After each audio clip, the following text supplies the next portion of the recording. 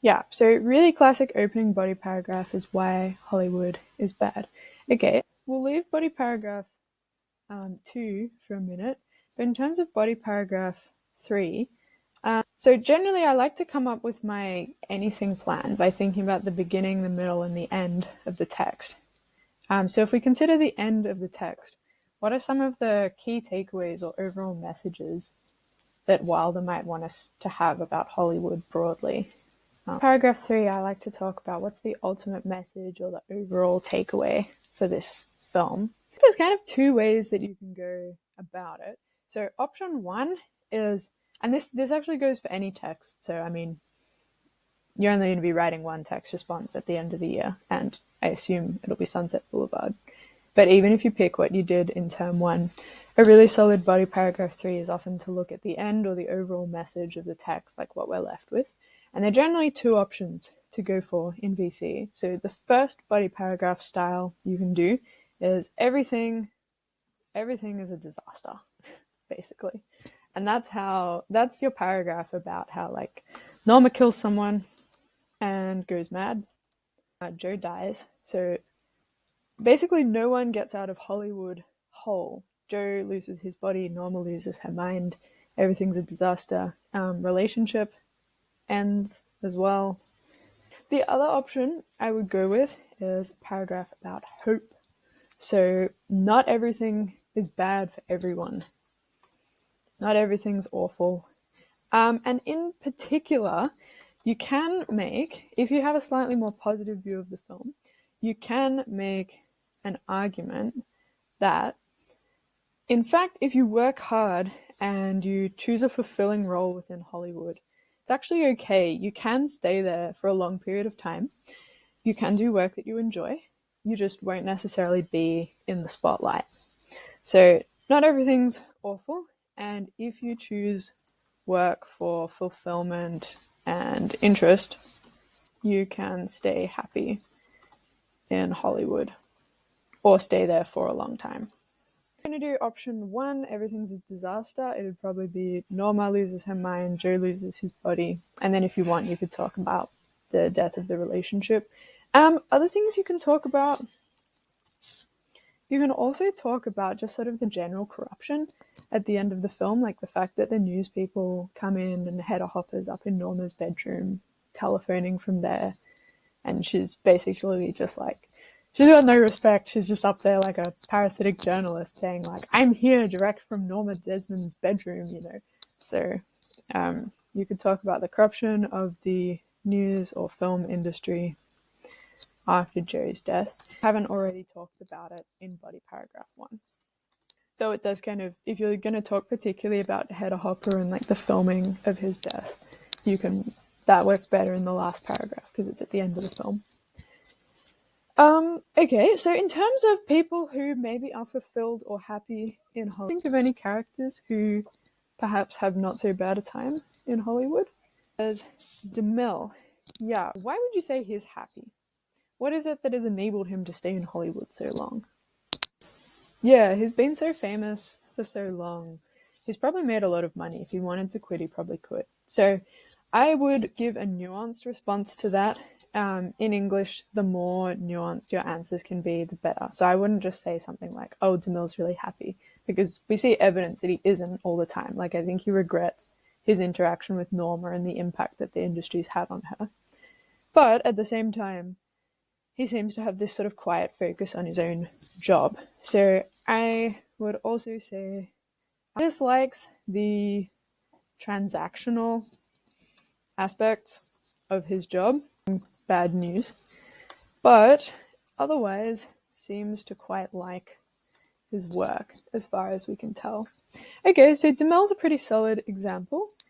I think that all sounds pretty good. So I think I like what you said about the fact that he's almost sort of naively happy. Like, there's almost sort of an innocence to it. It feels like he hasn't been burned by the industry yet, perhaps. He just seems to be sort of one of those lucky people who's on the up and up. Nothing goes wrong for him. He's got this job, he's getting regular work, he's got a girlfriend, he's got an apartment, he's always throwing parties. So you can say apartment, girlfriend. His life seems to be pretty good. So he seems pretty happy, although kind of feels almost a little bit fake in the way that everything's so sort of positive with him. Like either he's very naive or maybe something's not quite adding up. And we kind of know that even if he is just naive, it's not all adding up because his girlfriend or his fiance at that stage falls in love with someone else. And kind of the suggestion is that like maybe she won't go back to him after the end of the film. So maybe he's got a rude awakening coming. Okay, other characters who are happy or seem fulfilled or seem to enjoy their work.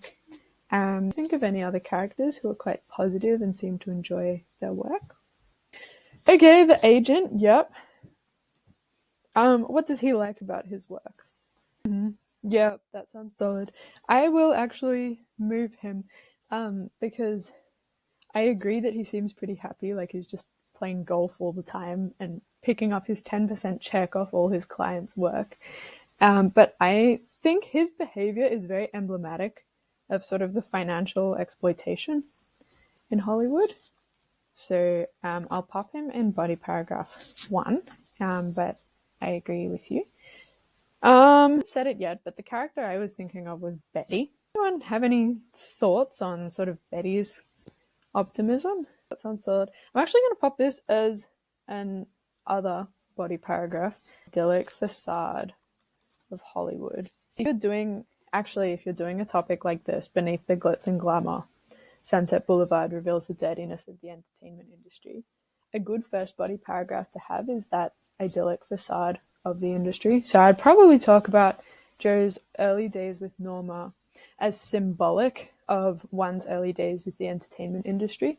So personally, I like to analyze Joe and Norma's relationship as like a microcosm, a symbolic representation of the broader relationship between Hollywood and its artists.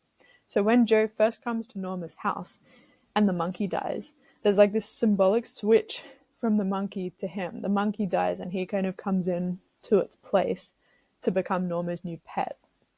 And that's symbolized in how that night he has a dream about a monkey dancing for pennies. So what the monkey dancing for pennies represents is the entertainer in the Hollywood industry dancing for these little pennies that Hollywood throws every now and again. And so Joe kind of symbolically takes that role with Norma. He doesn't get paid a proper salary. He gets paid in costumes, clothes, items, shoes, suits, cigarette cases, exposure, that kind of thing, the lifestyle, the luxury, the time spent with these wealthy and exciting stars. But he himself doesn't really get too much out of it. So Joe's early days with Norma and the initial piece of that kind of conveys the facade and image of. Okay, one time I would say Joe is very happy is when he's working with Betty. I think it's the only time he's really particularly positive in the film for a reason that's not kind of living off Norma. He says it's fun working with you. Or not working, writing, I think. It's fun writing with you.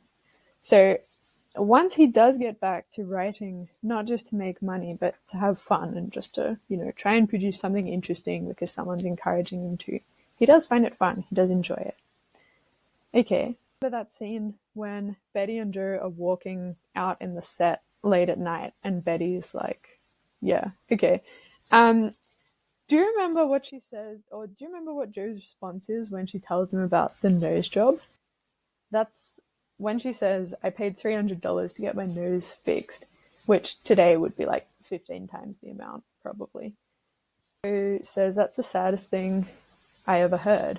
And she said, no, not at all. In fact, it taught me a little sense. I got a job in the mailroom. I worked my way up to stenographic, and now I'm a reader. So despite being rejected as an actress, and despite being rejected after her nose job, she says the whole thing taught her a little sense. Joe's reaction to that? What does he think of what she says here? So I think he's kind of a little bit impressed by her response, but because he's been so jaded and so burned by the experience, I almost think he doesn't quite believe her when she says it. She says, don't you weep for those lost close-ups, those gala opening nights? Don't you wish that you were a dramatic actress on the silver screen, with your name up in lights? She does not. She does not weep for those lost close-ups. And in fact, her immediate response is not once. And this is the key quote: "What's wrong with being on the other side of the cameras? It's more fun." So I think this is the central quote that really shows how, if you do choose fulfillment, so if you're people who are in Hollywood to get glory, don't make it. People like Joe who just want to get his name up there, original screenplay by, original story by. That's all he talks about the whole film. But he never gets it. He doesn't make it. And additionally, someone like Norma, she's up there for a short time, but she burns out very quickly because all she's obsessed with is her self-image, her glory, the fact that she's on the screen and that she's known. And so that's why people like that don't make it. Whereas people like Betty, who are focused on doing what's fun, just working in Hollywood because they like movies, they just enjoy the process of making them, and they don't need to be the face of it. They don't need to be the central character. Those are the ones who make it. So this is the best quote for showing that. Betty's a really good example. And some other quotes I would pop in as well is I would talk about the extras. So both the ones at Artie's party and also on DeMille's set, plus Hog-Eye. So Hog-Eye is the guy who turns the lights in DeMille's set. And just quickly to recap that scene, when Norma comes back to visit, all the extras are like these kind of old, ugly people, and there's Hog-Eye who's up in the lights directing it down on Norma. And all of them recognize Norma because they've all been there since the time when she was in film. So the fact that they've stayed when she hasn't, and they're all in these positions of being extras, being involved in lighting, sort of shows that if you're happy to not be the center of the film, you're happy not to be the star, again, you can have a long and fulfilling career. So I would analyze for these people the acting, facial expressions, general sort of cheeriness for these characters. Last thing, you can also talk about how Joe had like a faint glimpse of this when he was working with Betty. And perhaps if he'd been able to get over his cynicism, he might have been able to keep that enthusiasm and that joy for writing and stay in Hollywood. But he couldn't because he didn't believe that anything like that would ever produce the kind of money he wanted. He was just obsessed with writing something that would sell. So I think those are the key examples I would put in. If you want, you can also include Artie and DeMille, but this is a really good argument to use if you want a paragraph at the end about hope and how Hollywood's not all bad overall. If you're in it for the joy of films and not for your personal glory, you can make it. So that's a really good argument to make. It's also quite a niche one. Not a lot of people made it last year. Most people just wrote pretty standard essays about how awful Hollywood is the whole time. So that's one way you can do it. The other way, if you want to talk about the apparent goodness of Hollywood, is you can talk about its facade. So Joe's early days with Norma, Norma's wealth, the wealth and fame of other people. So you could talk about the fact that Sheldrake seems to be making it, although there's a little bit of evidence that he's experiencing some money pressure as well. The agent. And who else would you talk about? Just like the general references to stars just makes the whole Hollywood experience feel really idyllic and star-studded. And also, like, Norma's always talking about, Valentino danced here, this movie was shot here, I was like big at this time. Like, it just makes the whole industry feel really steeped in stardom. Last thing I would talk about, another thing you can analyze for this is just like the Paramount gates. If you want a film technique, the shot of these is very idyllic as well. Plenty more evidence you can use for this, but I will leave it there because I think there's a more detailed plan in the master doc, the big set of notes. Let's have a look at body paragraph 1 though, quickly. So some of the key reasons why Hollywood is bad. Obviously there's financial exploitation, and mentally taxing illusion of stardom like a mirage that can never be reached in the desert of Hollywood. Youth and beauty expectations. Can you think of any key examples of times we see these beauty expectations? Yeah. Really great example. So my favorite quote for this, personally, if you want to analyze the film techniques, the makeup, the lighting, etc., you can. I mean, there's very harsh lighting in those shots, lots of close-ups. There's a montage of all the different procedures. So you can analyze all that if you want techniques, editing, lighting, sound. That's fine.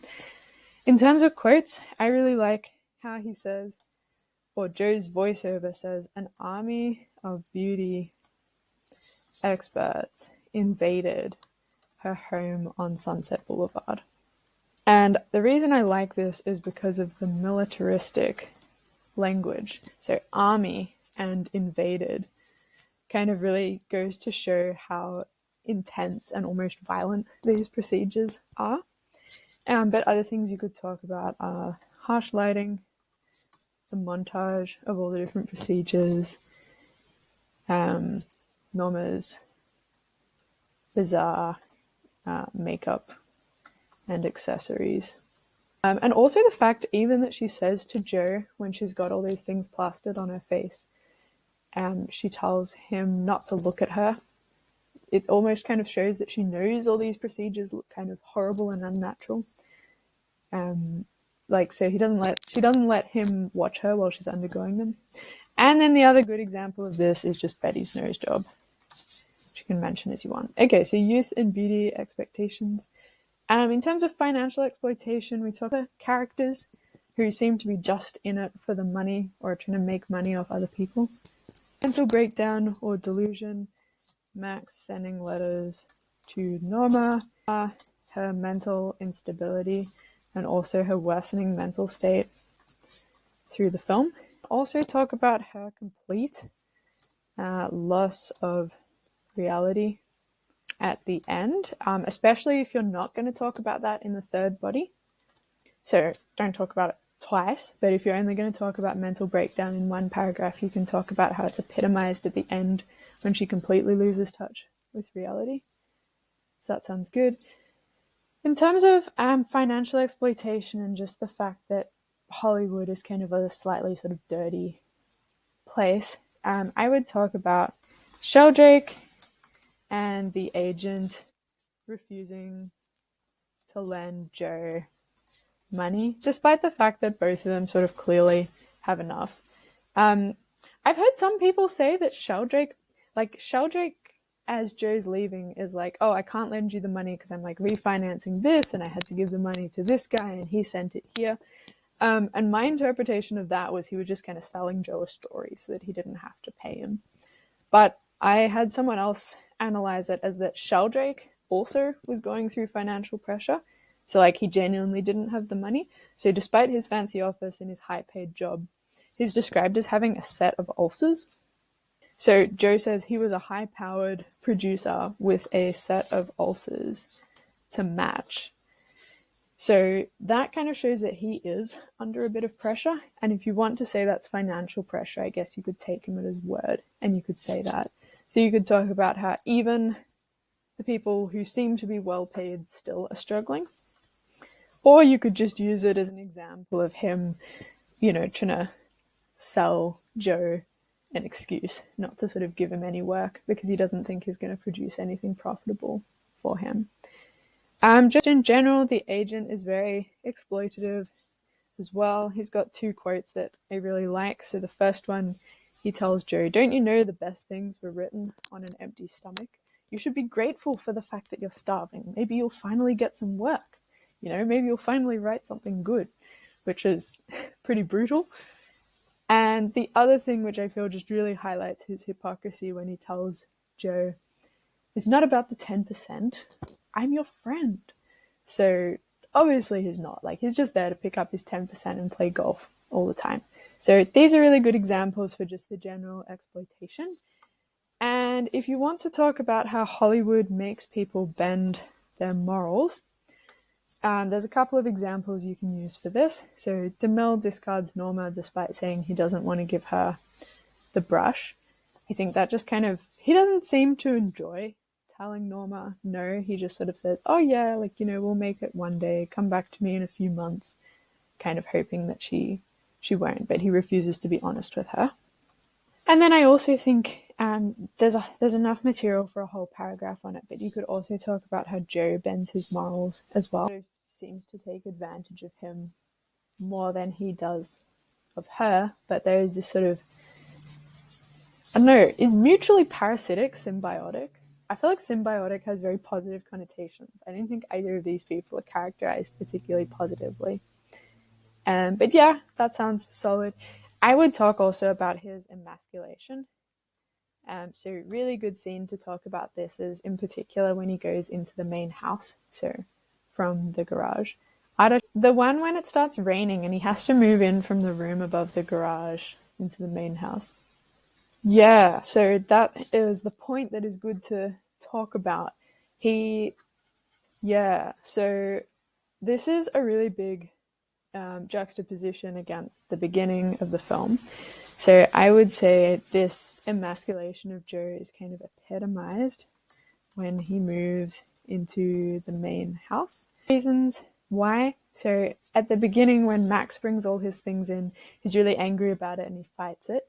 This time, not only does he kind of justify it in the voiceover by saying, I guess it was for the best, like I couldn't keep living out there, but he also carries his own stuff in along with Max. So that's kind of a reversal from the beginning when he was very angry about Max taking his stuff. Here he helps Max. And the other thing which I really love about this scene is, if my research is correct, the name of the score that is playing over this section of the film is called Sacrifice of Self-Respect. So if you want to get right into the details and analyze the names of the scores used in the parts of the film, that's a really good one. These are the key reasons Hollywood is bad. 1, financial exploitation. 2, bending morals. 3, mentally taxing. So see this down below. That could also be its own paragraph if necessary. And then 4, youth and beauty expectations. Generally, I would go just for financial exploitation and possibly a little bit of DeMille in terms of bending morals, exploiting people. But if you wanted like a really broad overview of just why Hollywood is bad, generally you could also bring in beauty expectations and these sort of false promises. That'd give you a lot to talk about though, so you probably wouldn't be able to do it in great detail. Okay, which takes us to body paragraph 2.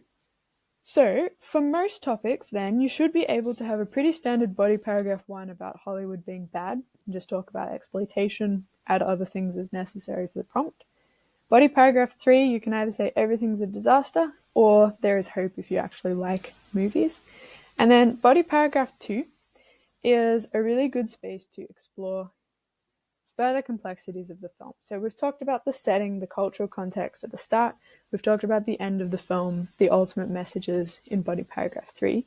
So here is where you can discuss further complexities. And what I would put here is a little bit trickier. It's not as repeatable because it's a bit more dependent on the topic, but there's a couple of good options. So first one, mental breakdown and delusion. Second one, discontent. Timothy, who wants more than they have and they're unhappy as a result. Yeah, to be rich. Couple of really good quotes that show that. And when asked if he was a writer, he says, that was last year. This year I'm trying to make a living. He also tries to con Norma out of money. There's this great quote as well. He says, psychopaths sell like hotcakes, when Betty asks him, why have you got all this weird psychological stuff in your piece? Like, it doesn't make it any good. He's like, it sells. It's great. That's why we've got to keep it in. So he doesn't want to create true art. He just wants to create money. Just note that I don't think Betty is discontent. I agree with that. But she's not discontent in the same sort of unhappy way that Joe and Norma are. Like, she's discontent in the sense that she wants to keep growing and keep getting better and making more money and getting more prestige.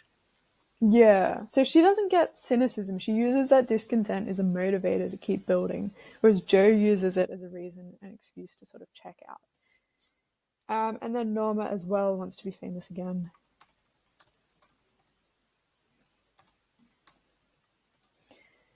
Cool, that sounds good. So discontent, mental breakdown, and delusion.